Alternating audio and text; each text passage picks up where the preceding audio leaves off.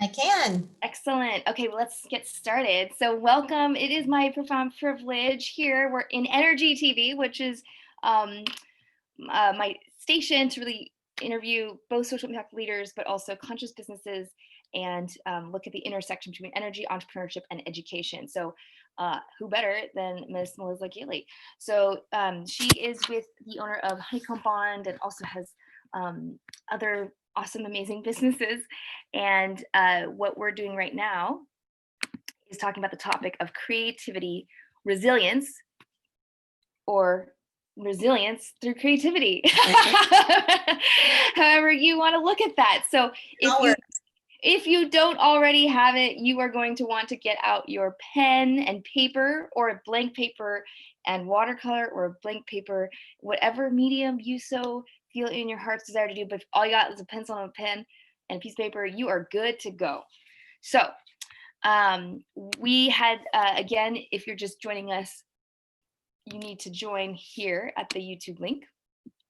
And let's just go ahead and begin. So I'm going to just add this link over here so people are clear where to go. Into the, here we go. One moment. So why don't you share, Melissa, with everybody? Well, I'm just going to paste this in here. What, how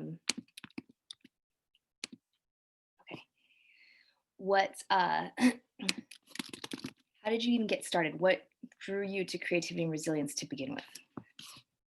I think it was just a natural, soulful need of mine. And when I was really young, I recall even as young as age 4, just being drawn to what, just accessing the creativity in myself and how that felt so calm in my body. It was almost like my own mindful practice, even at the age of 4. My mom really promoted it. And I remember one of my greatest memories, when I think back of drawing with her. She had this amazing easel and this big pad of paper, and we would sit and draw together. So it was a practice that started as a young child. And after, I think I was drawn to, after high school, I was drawn to many different ways and outlets. But then I kind of got into my job and my career, and I lost that connection. And so it was about 10 or plus years into my career, and I was just really exhausted and depleted, and could not find meaning in the work that I was doing. And I was a designer, so I was in a really creative industry. And so I found myself in this kind of dark place, and I was confiding in a friend who also knew of my artistic self from years back. Yeah. And I was actually in tears, and she looked right at me. She said, "Oh, well, then just draw it, Melissa. Draw how you feel." And that started what I call my creative resilience excursion. And I'm going to share a little bit about that and maybe walk you through that process that anybody can do. But it was my outlet, and has stayed with me for almost 6 years, if not daily. It's definitely 3 to 5 times a week, or maybe 3 to 5 times a day. So that's always a grounding force for me. Awesome. Very, very cool. So what does even creative resilience mean? So as I actually dove deeper into this work, and as kind of my leadership practice, just leading teams and also clients through different projects and consultancy relationships, I realized that creativity shows up in so many ways. You don't have to be an artist, a defined artist, musician, or famous chef or graphic artist. Creativity is really this practice of continuously making the conscious choice to face your fears and engage the mess and stress of life, just with a curious mindset that is really unique to you and brings you life. And so that's different for everyone. And so there's probably millions of what I call creative resilient excursions that you can design for yourself, but it's sometimes it's just hard to start. So sometimes you need a little, sometimes people call me the creative muse, sometimes someone to help you, just give you a little creative resilience boost to help you find your way. Golfers, right? Golf is a creative outlet. Playing Sudoku, some people, which you love as well. Oh, I miss golf so much right now. Yeah. So I can quickly share one of my daily doodles of the week. Oh, what's wrapped around that? This is actually, I have this whole room of all these different supplies that I store for years. And then sometimes they just call to me. So this is yarn on a piece of packaging, recycled styrofoam packaging that I got from my prepackaged organic meals this week. Wait, those thick things in the middle, that's also yarn? Yeah. And then twine around? I love it. I love the texture. Yes. Did you paint them? The texture? Oh my gosh. Yeah, you can paint. Yeah, it's super fun. Super fun. So some of it is really playful, and some of it, I've got my doodle book here. So I have daily doodles, Oh, isn't that awesome? Right? So they can be really simple or more complex. It's whatever brings you joy in life. So guys, as we're going through this, we're going to have an opportunity, just a moment. I want to do an excursion, a doodle excursion. So we're going to have that opportunity to walk along interactively through this. But please do comment in the YouTube channel page. Any questions, comments, just like oohs, ahs, discoveries. We want to hear. One question I have in particular is like, what does creative resilience mean for people? So you can put that there. And any other comments about Awesome Melissa would be awesome too. Okay, cool. So why don't you walk us through, right? I think that's one of the things, I was an art major as well, like to realize everyone's an artist, right? Everybody has inside of them that resiliency and creativity. You don't have to be any of those things. Yeah. And I think it's also really important, to think about, I'm just trying to get to my notes here on, there's some really great benefits of creating those resilience excursions as a practice in your life, however they show up, and they can really help you in your life as an individual, but also if you're an entrepreneur and you're running a business, it really helps your practice to become really grounded and conscious and present in the moment. And so there's a lot, which is hard sometimes, right?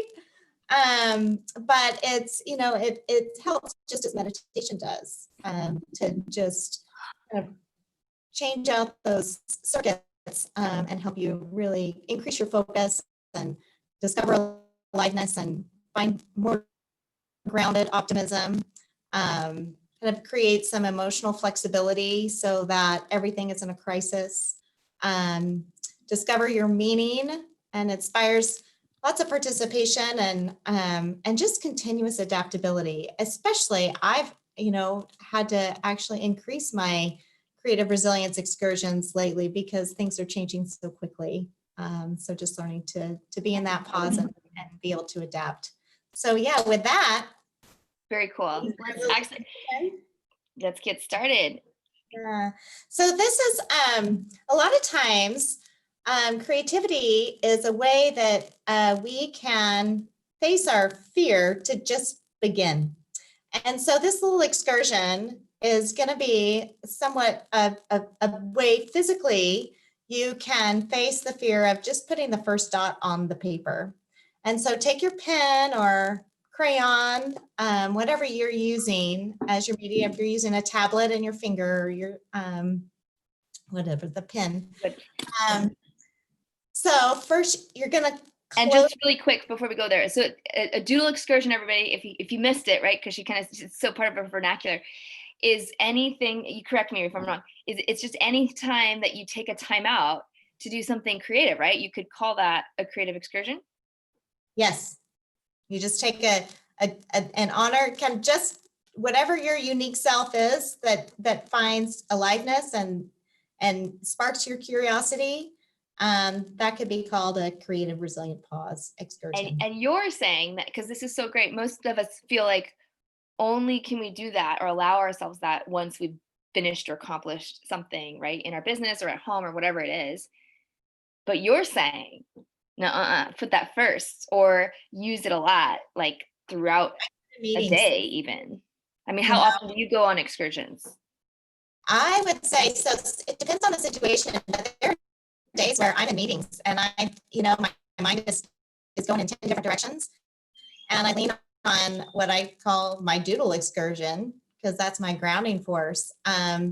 Helps me navigate what's going on in my body and doodling it, as well as maybe the context that I'm working with. So I can privately be engaged in the meeting, but also be doodling at the same time. So you doodle during your meetings? I do, and it's become such even with my teams, and at first people thought I wasn't paying attention. But as I was able to explain it, no, this is actually allowing me to be very present here with you. That's big. I think you might have started sharing my meeting doodles, and it became a thing. It's a thing now. Oh, like they expect you to. They kind of expect me to. If I'm not doodling, it's like, what's going on with her? Wow.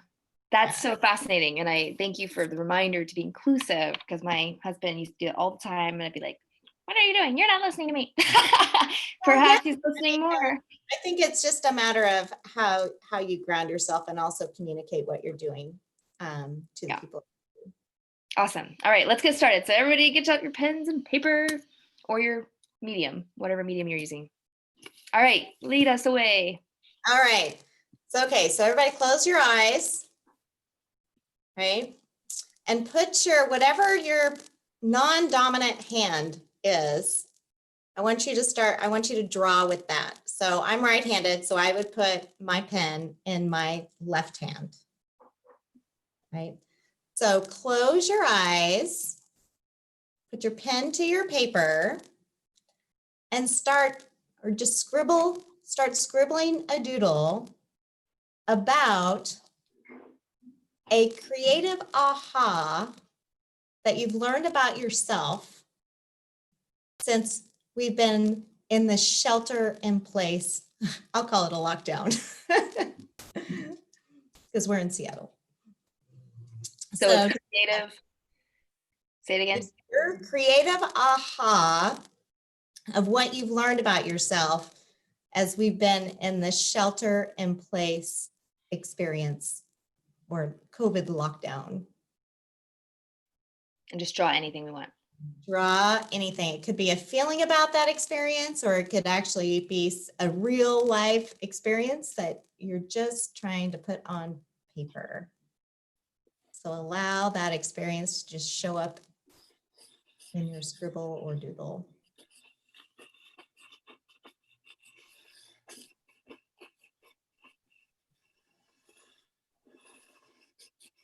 How long do we have? We have just a couple minutes.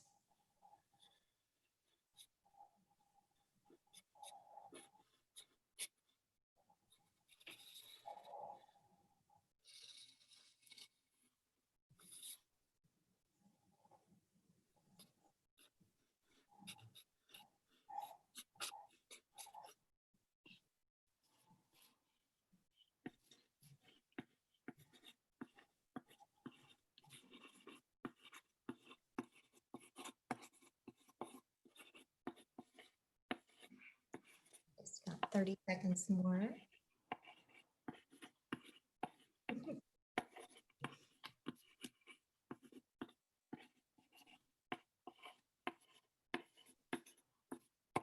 All right.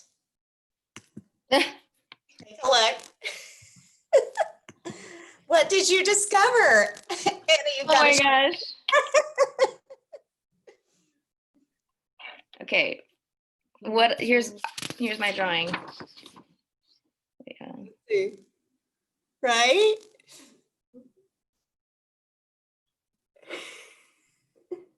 Do you know what it is? Can you explain what yours represents? Oh my gosh, that's cute. It looks like a little fire or something. Yours does? Yeah.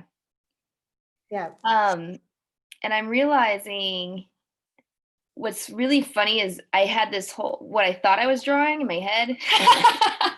And then what came out on paper are two totally separate things, much like life. Where I meant. Do you know what you were thinking about you drawing? Like what Yeah, if I did with my dominant hand, it would look like it was supposed to. This is so good. It was supposed to look like, the right brain says, like this. Like I thought I was drawing something like this, like going into dark holes, like a stock market graph or chart, right? And then I meant to draw all the people around me that were just all kind of at the bottom, like that. So I thought I was drawing something like this, right? And then in reality, this way more beautiful. First off, I agree. It looks That's magical what I love about these things too. It's sparkly and it looks like fire, and I'm like, the reality is way more beautiful, and I'm missing all these miracles in my life, and here I am trying to stock market chart. I mean, who wants to listen to that anyway? I'm amazed. That was what? A total disconnect. And that's been the creative aha, was all this time. It's I've had my inner journey, which has been all over the place and in dark places, but on the outside, I've it people wouldn't know, or it's been magical even, right? Yes. But I want to align those two. I want to experience the magic. I think that's the magic of these excursions. You just nailed it. Even for me, is that my first doodle that I ever drew with intention was my friend. When she told me to draw it, I said, but I feel so ugly. And she said, so draw ugly, and I could not draw ugly. Everything that showed up is exactly what you're talking about. It felt so dark, but nothing I could draw, even if it had a darkness to it, there was so much beauty in what I was experiencing. And for me to visually see that and better understand that even the lost and dark is really rich with life. It really is. And it was just the perspective that I needed. I just needed to shift the mindset around it. And sometimes I still have to close my eyes. I actually did it last week because I'm like, I don't know what's inside me. That's so beautiful. My eyes. And then this is actually moving forward to something that you can do even after this. So this was my blind doodle, right? I just started closing my eyes, and then I opened my eyes, and then I enhanced it, right? So then I added watercolor and more lines. And so it became so this beautiful, kind of cool little abstract, It's so beautiful. It's beautiful. It's, I wouldn't call myself a phenomenal artist in that regard, but it's really nice to see the way you're experiencing life in a different way, by your own. That piece. Yeah. Yeah. That's so cool. So what would you like us to do next? Well, I would like, we only have about 10 minutes left, but do we have any questions come in or insights at all? Not that I see. So let me see. It's really, I'm curious about maybe if any comments come in about how a creative, resilient excursion might help navigate some of your current the messes and the stress in life. And I've got my own excursions, but I know a lot of people have rituals that work for them too. So I'm always really curious to try something new. So maybe a little brainstorm about, or maybe a little story, Anna, because I know you're highly creative too. What might be a creative excursion, resilience excursion? Well, so I looked for me. So I was just about to say, we did in preparation for this. I always ask a question that has to do with the weekly thing coming up. So we asked, what are ways that you build resilience? So Yeah. here are what some of the people said. Facing their own challenges, and this is what Gina said, is embracing them and cleaning up the messy as soon as possible. Crystal Lynn said energy work, being in nature. Patty said she recalls things that she's done before. Cordelia said she loves seeing and meeting the situation for face value and leaning into the difficult emotions. Kimberly talks about walking up a mountain, looking at the view, smelling the flowers, having a nice long drink of water and a snack. And then Pamela said more structure, actually, with her finances or her food. So those are some of the ways people have resilience. I should have added the word creative resilience. But as far as me, creative excursions, I just have a lot of, I have to work through my body. Like, I think that's my biggest medium. So whether that's dancing or like bowing or poses or whatever, like that's how I work stuff through my body. So I've been doing like a bunch of sleeping tigers, and but it's really interesting because, no, here's one. This is a really good one. I stole this from someone else, a different program called the Wisdom Program. And they call it a seemings. It seems like, and it's usually your shadow dark side stuff. So it's like, I can never get ahead, or I'll never have, an abundant mindset, or whatever that is, right? I always have to quiet down something negative that you don't usually allow yourself to explore. And then you collage with found materials or online stuff, or I do magazines usually. And then it's shocking what comes out. I mean, like, huge insights, and it's your subconscious that's able to work through you. Yeah. There's an exercise that me and my team sometimes do, and it's called the naysayer nugget.